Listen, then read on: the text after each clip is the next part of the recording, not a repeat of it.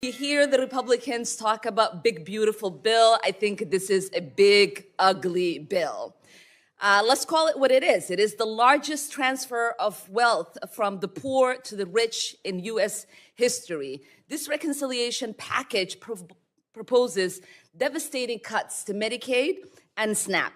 Did you catch that? That's classic squad playbook behavior. Exactly what you hear from Ilhan Omar and the others. It's all emotion, hysteria, and no facts. The message? Republicans are evil. They're out to hurt the poor, and everything is just about helping billionaires. It's framed like a police state.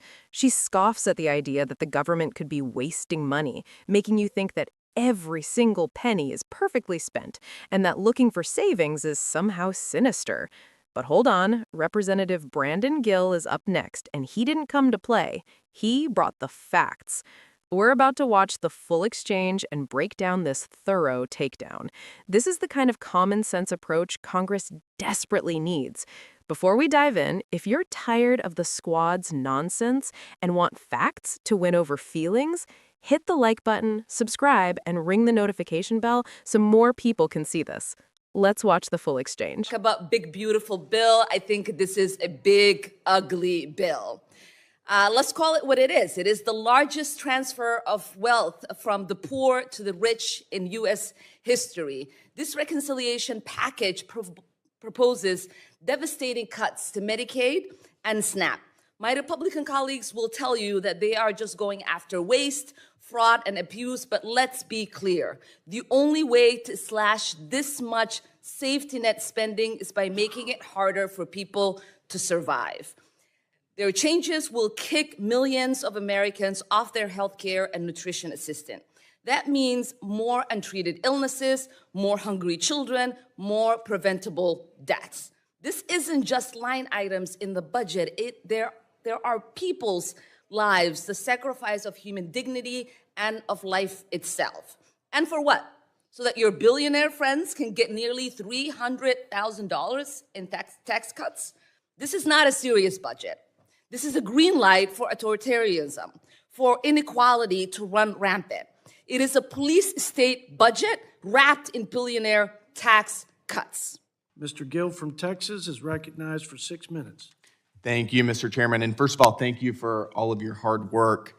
I'm thrilled about this piece of legislation as it's getting started. This reconciliation bill, I believe, will balance. It will extend the Trump tax cuts for the working class so that they don't experience the biggest tax increase in American history, and it'll grow the economy. But of course, it will also help us to implement the Trump agenda, which is to clean up the chaos and destruction that Joe Biden unleashed on our country over the past 4 years.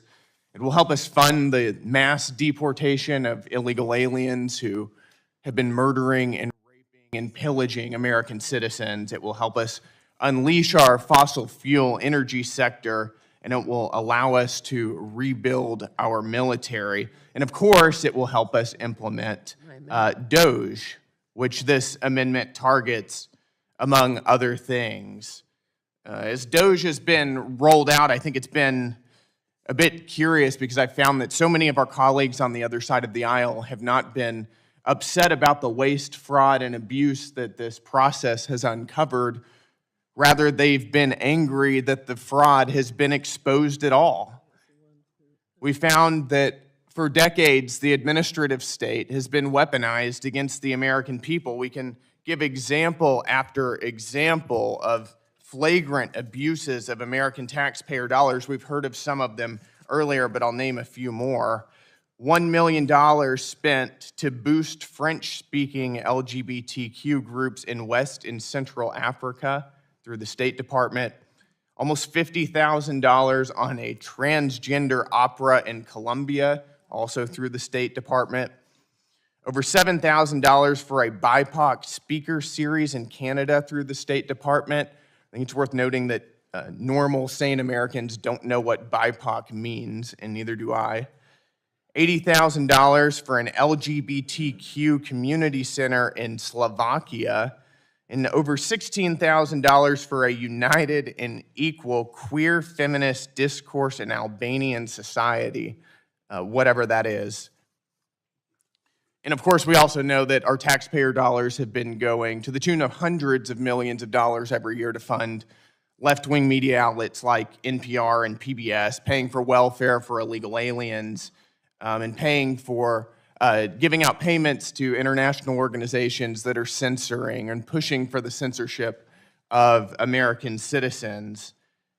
Our own federal government is using taxpayer dollars to promote ideologies that tens of millions of Americans find utterly repulsive. I think if the other side of the aisle has such a deep ideological opposition to this DOGE process, I challenge them to be straightforward with the American people and explain why taxpayer dollars should be funding queer feminist discourse in Albanian society or drag shows in Ecuador. I don't think that they will, but I would love to see it if they did.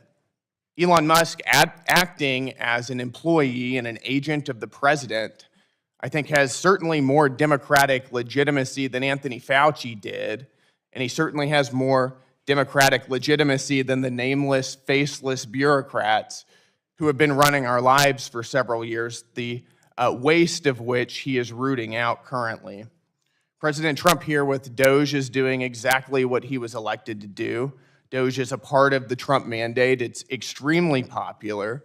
In fact, Elon Musk and the DOGE movement right now are polling at a higher approval rating than Joe Biden had on his way out of the White House. President Trump, of course, is polling at record numbers. All right, we just saw the full exchange. Let's break it down. First, you get Ilhan Omar's full speech. It's exactly what you'd expect. Emotional appeals about starving children and preventable deaths. This is the far left's standard play. They can't debate the facts, so they go straight to emotional manipulation. Omar frames any attempt to rein in government spending as if cutting funds will literally push old ladies off a cliff. She's defending every dollar of wasteful spending by claiming children will suffer if anything is reduced. It's dishonest and insulting. Then, Representative Brandon Gill takes the mic, and this is where it gets perfect. He doesn't just argue. He brings the actual receipts. He calmly explains what the bill does.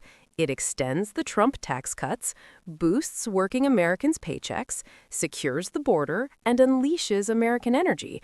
Common sense policies that the left mislabels as billionaire giveaways, racist, or environmentally harmful. The knockout comes next. Omar claims there's no waste, fraud, or abuse in government spending, treating it like a Republican fantasy. Brandon Gill reads off an extensive list of flagrant abuses, funding a transgender opera in Colombia, a queer feminist discourse program in Albania, a BIPOC speaker series in Canada. Most Americans don't even know what the stuff is, and they shouldn't have to. But it's real waste, fraud, and abuse that Omar and the squad pretend doesn't exist. When she screams, "You're killing children," she's really defending taxpayer dollars being wasted on these projects.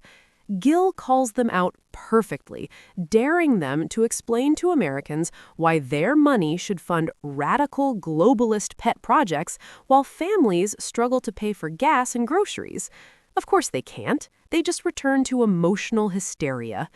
The difference is crystal clear. Omar's side relies on fact-free emotional manipulation, while Gill presents real numbers and asks why Americans are paying for this nonsense. The squad doesn't want to govern. They want to lecture, spending taxpayer money on their ideology anywhere in the world. Brandon Gill exposed it all, showing this isn't about helping Americans, it's about funding their agenda with your money. This was a huge win for common sense. Which of those spending items struck you as the most outrageous?